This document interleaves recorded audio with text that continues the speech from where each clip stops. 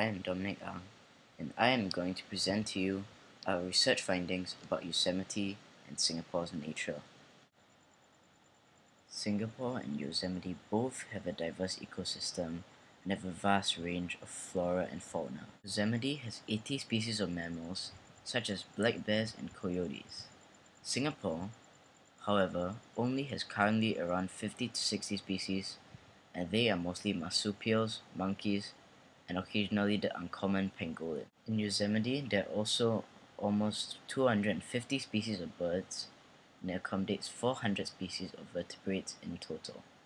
There are also 37 species of trees, such as the grizzly giant. Yosemite also has almost 250 different species of birds, and accommodates a total of 400 species of vertebrates. There are also 37 different species of trees in Yosemite. In Yosemite, there's the grizzly giant, a sequoia in Mariposa Grove. It's in fact the 25th largest of its species. There are also 1,400 flowering species in Yosemite. It's a lot. In Singapore, there's even more. There are 375 species of birds, and when you count the escapees and free-ranging birds from the Singapore Zoo and Jurong Bird Park, there's a total of around 400 bird species. In Singapore, there's more than 2 million trees planted along roadsides, in parks, and protected nature areas. This is part of the reason how Singapore has gained its moniker, the Garden City.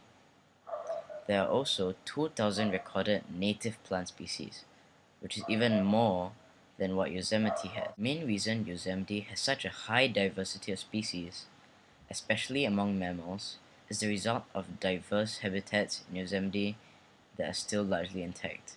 As Yosemite is part of a national park, these areas are protected and cannot be used for, say, industrial purposes. In Singapore, there have actually been over 90 mammal species recorded over all the years since 1819. This includes large species such as the tigers, leopards, and Asian elephants that once roamed the jungles of Singapore. However, most of these animals have become extinct largely due to the rapid urban development in Singapore. Good afternoon, I'm Russell Lee from Group 5. Today, I will be talking to you about how Singapore can learn from what America has done. We can learn from the United States of America in terms of protecting the precious physical environment all around us. Since our physical environment is so precious and scarce and takes a sizable amount of time to recuperate from damages, we should protect it with what we can. This is very evident in North American national parks, as they enlist and employ park officers. These officers would patrol the park and act as the police of the park, as well as explaining and providing information about the park, its facilities, and features. Park rangers are usually armed with pistols and pepper sprays. They need to be armed just in case they spot illegal activities and need to stop it. On top of that, they are also capable of doing first aid and are usually the first on the scene as they are on patrol. They can also be deployed in search and rescue missions in case a hiker gets lost in the wilderness. They also can help deter terrorist attacks as they can conduct scans with their magnetometers to detect bombs or firearms. Park rangers also help to maintain the facilities and equipment as well as regular checks on them to prevent hikers and visitors from getting injured due to faulty equipment. I feel this is important for Singapore to implement, as with the urbanizing environment and unprotected wildlife, people might want to remove precious commodities such as rare animals and rare plants in the forest, or release alien species, or clear the land illegally to build factories and warehouses. And with depleting forests in Singapore, the more we should treasure them. So I feel it is important to have law enforcement in the national parks area of Singapore. Thank you. Good night. Pros and cons of Yosemite and Singapore's nature. Yosemite has an area of 747,956 acres or 1,169 square miles and are home to hundreds of wildlife species and thousands of Yosemite plants. It is also 95% designated wilderness, meaning that it is mostly untouched by any human activities. This means that the animals are living as they were, as if humans did not exist. This way, man can see and even understand their behavior in their natural habitat. They can even find and research on the different wild species of plants and can even discover new species of plants and animals. In Yosemite, animals are in their natural habitat and thus do not need to adapt so much. Also, there are rivers and lakes to drink. There are rivers and lakes to drink from and hunt from with hardly any or no human interaction. Animals can survive without changing anything. In the winter, most of the animals hibernate, and in the summer, some plants, thirsty from the lack of water, go dormant in order to survive. Another advantage of this is that it is an example to all of the strength of granite, power of glaciers, the persistence of life, and the tranquility of the high Syria. It shows man how beautiful and awe-inspiring nature can be, which may make them want to preserve it even more. However, with unexplored territory comes danger. And any unusual plant may be poisonous, and any insect, spider, or snake deadly.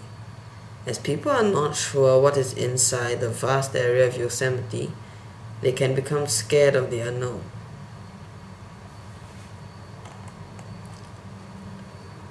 The Bukit Timah Nature Reserve in Singapore has an area of 164 hectares, a relatively small area compared to Yosemite, and packed with many different species of plants and animals.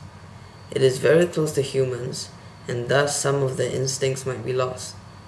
They are also exposed to air and noise pollution caused by the vehicles and construction work of humans near there. The advantages of being in such a place are minimal. However, this may mean that the animals have adapted to the pollution and are used to human sightings. This means they are not too afraid if anyone comes and studies them. This, of course, is nothing compared to seeing the animals in their natural habitat and state. Singapore's Bukit Timah Reserve is believed to have one of the Singapore's Bukit Timah Nature Reserve is believed to have more species of plants than the entire North America. However, some may think otherwise. No matter what is true, it is safe to say that the nature reserve is home to an amazing amount of wildlife and plant species. However, it cannot be compared to the grand beauty of Yosemite. A disadvantage of the nature in the reserve is that it has a lot of mosquitoes. This will and has caused many to dislike going there more than once, and thus may make them care less about our dying natural environment. Hi, I'm Dillon Wee from Group 5. I'll be giving you a summary about my group's site info. Is it possible for humans to impact the environment positively? In my opinion, it is possible. Us humans can use recyclable bags for grocery shopping instead of using plastic bags. Taking public transport instead of using cars, which runs on fuels and produces carbon dioxide that pollutes the air, can also help. Even by not littering or instilling the practice of the 3 Rs in our daily lifestyle can help positively towards the environment. Why are we visiting Yosemite? We are going to Yosemite as it is one of the rare places that we can experience nature to its fullest. Yosemite National Park is a park that supports a variety of plants and animals. One of the major attractions of Yosemite is the Yosemite Falls, as it is one of the 5 tallest waterfalls in the world. Yosemite is 95% designated wilderness with many unique features, and there will be a lot to learn from visiting it. Is there such a thing as sustainable human environment? Of course there is such a thing as sustainable human environment. In fact, Singapore has made efforts in creating